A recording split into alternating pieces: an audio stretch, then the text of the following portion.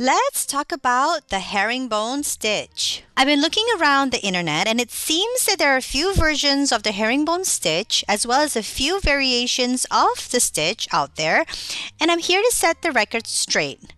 Well, at least in my opinion, I think that there should be one herringbone stitch and it shouldn't be broken down into one single crochet or one half double crochet stitch at all. Now let me explain what I mean. Here, I've made 3 swatches. The first one on the left is my version of the herringbone double crochet stitch, which I'll be explaining my version a bit later. The second middle swatch is my version of the half double crochet herringbone stitch, and the last swatch on the right is just a regular single crochet stitch for height references. Now let me show you how I work my version of the half double crochet herringbone stitch, which others might refer to as the single crochet herringbone stitch. You'll start by working any number of chains. On your last stitch, you'll chain once more to start the next row. Now typically you'll insert your hook into the next stitch, but for demonstration purposes, I'd like to show you how to work through the back bump of the chains. So for your first stitch, you'll yarn over, you'll insert your hook through the second bump at the back of the chain from your hook. So you'll have 3 loops on your hook. You'll draw up a loop, yarn over, and pull through all loops. This is exactly how you'd work a half double crochet. Now, to start the herringbone pattern, you'll insert your hook through that last leg or that last loop on that first stitch, and then you'll insert your hook again through the next bump or the next chain. You'll draw up a loop, you'll yarn over and pull through all loops. Let's do that again. I'll insert my hook through the diagonal loop on the previous stitch, and then I'll insert my hook again through the next bump on the chain. I'll draw up a loop, yarn over, and pull through all loops. So the reason I'm calling this my version of the half double crochet stitch is because I am working the herringbone stitch similarly to how I would normally work a half double crochet. So you'll continue this pattern all the way across. And on your last stitch, you'll chain 1 to start the next row.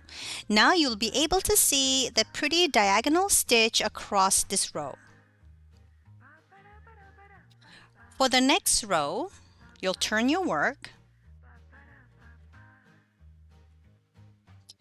For the first stitch, we'll yarn over, insert a hook through that first stitch, draw up a loop. We'll pull it high as a half double crochet should be.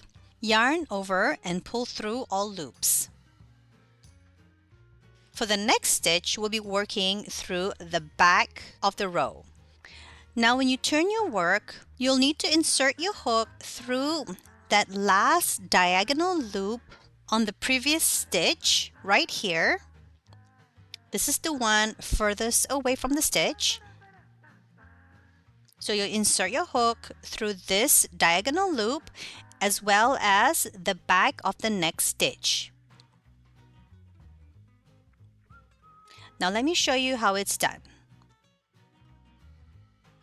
You'll find the loop, insert your hook, and make sure that your working yarn is above your hook. Insert your hook through the next stitch.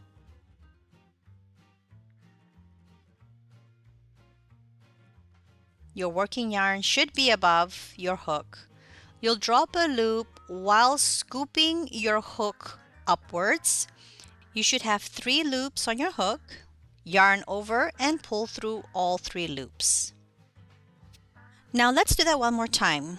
Go ahead and find that diagonal loop on that previous stitch. You'll insert your hook through that loop, and then you'll insert your hook through the next stitch through the back. You'll draw up a loop while scooping your hook upwards, and then you'll yarn over and pull through all loops. So let's do this a little bit faster. Insert our hook through the loop, insert our hook through the stitch, we'll draw up a loop, pull up our hook, yarn over, and pull through all loops. So you're basically working the same stitch pattern as you did on the first row, but through the back of the row. You'll be repeating the stitch pattern all the way across.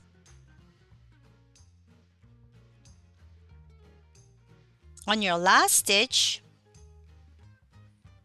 just chain 1 to start the next row. This is the wrong side. And on the right side, you should be able to clearly see the zigzag pattern on both rows. Now let me show you once more. You'll work your first half double crochet into the first stitch, making sure that you pull your first loop as high as a half double crochet should be.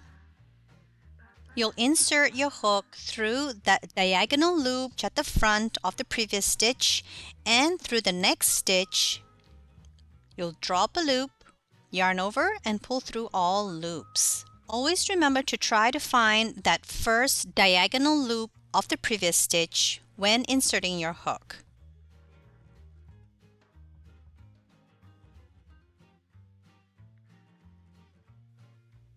On your last stitch, you'll chain 1, you'll turn your work, and you'll repeat the half double crochet stitch into that first stitch and start working through the back loop and the back stitch for this row.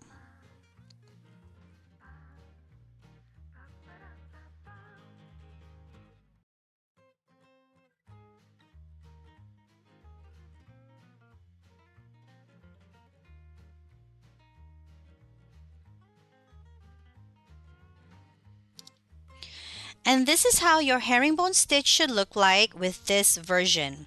And like I mentioned earlier, this stitch is commonly known as a single crochet herringbone stitch, but when you compare it next to an actual single crochet stitch for height comparison, with the same number of rows and the same hook size, to me, I think this stitch method should be officially known as the original herringbone stitch or the half double crochet herringbone stitch, as it resembles closely to the basic half double crochet stitch.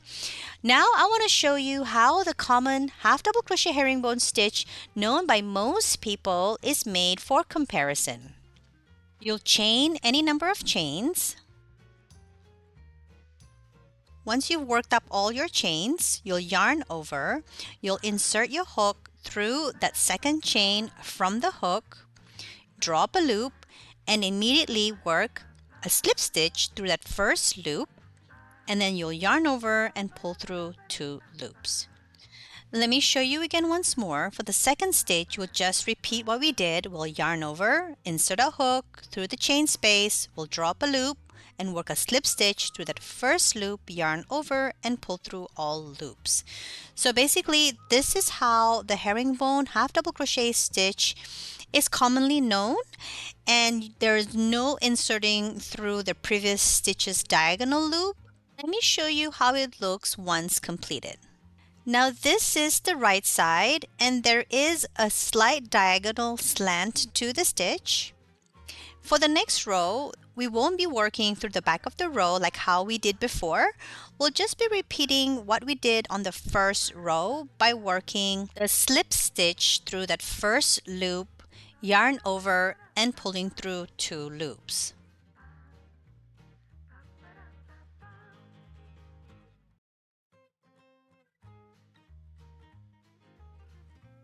And this is how the half double crochet stitch is commonly done. Now let me show you my version of the double crochet herringbone stitch. You'll chain up any number of chains.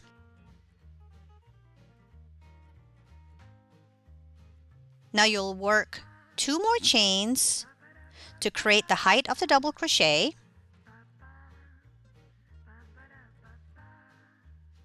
This will be considered as your first stitch. You'll yarn over, you'll insert your hook through that third bump from the hook, which is basically behind the third chain.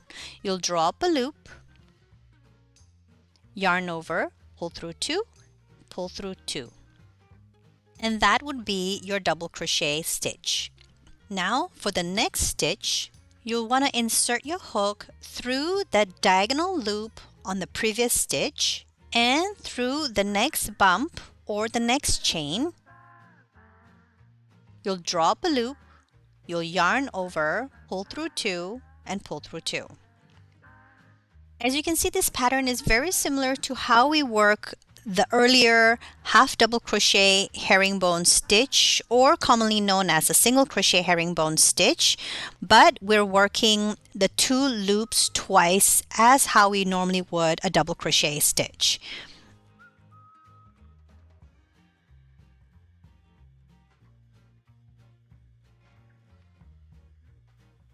And this is how the first row of a herringbone double crochet stitch should look like.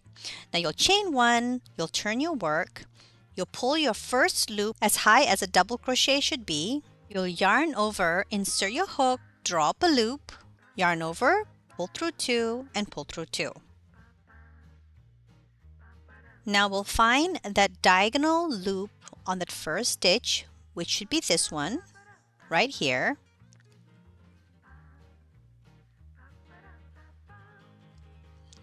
Insert your hook through the back loop of the first stitch and through the back stitch of the second stitch.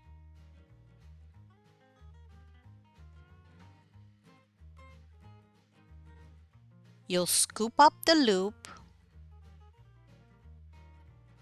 yarn over, pull through 2, pull through 2.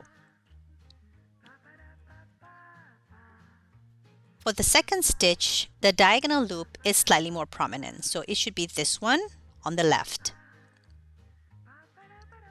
So go ahead and insert your hook through the diagonal loop and through the next stitch through the back. You'll scoop up a loop, yarn over, pull through 2, and pull through 2. Now you'll repeat this pattern all the way across.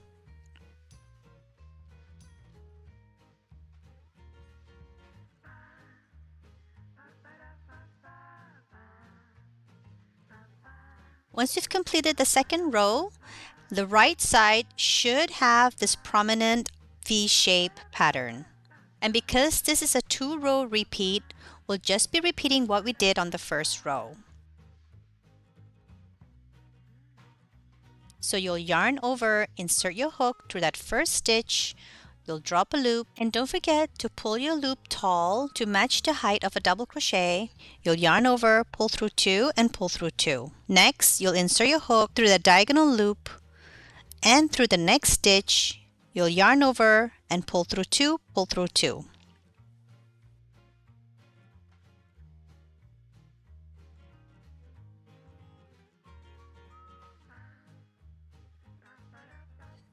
And once you're done, this is how the third row should look like.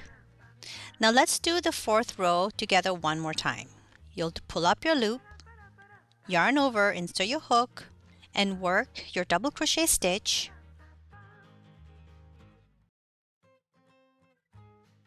Now you'll find the diagonal loop, insert your hook through the diagonal loop and the next stitch.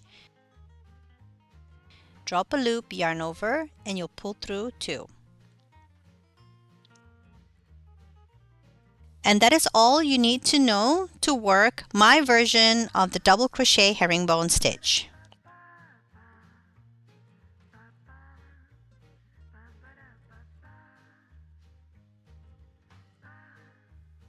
And this is how your double crochet herringbone stitch should look like. It still has the pretty zigzag pattern or the V-shaped pattern and is slightly taller than the half double crochet version. Now let's compare both side by side. Both swatches have a total of 8 rows and you can clearly see the height difference. Now let's put the single crochet swatch next to them to see how much difference there is. Let me know which version you'd prefer the most, and if you're new to my channel and would like to get updates on more tutorials like this, then go ahead and subscribe to my channel and I'll see you soon. Bye for now!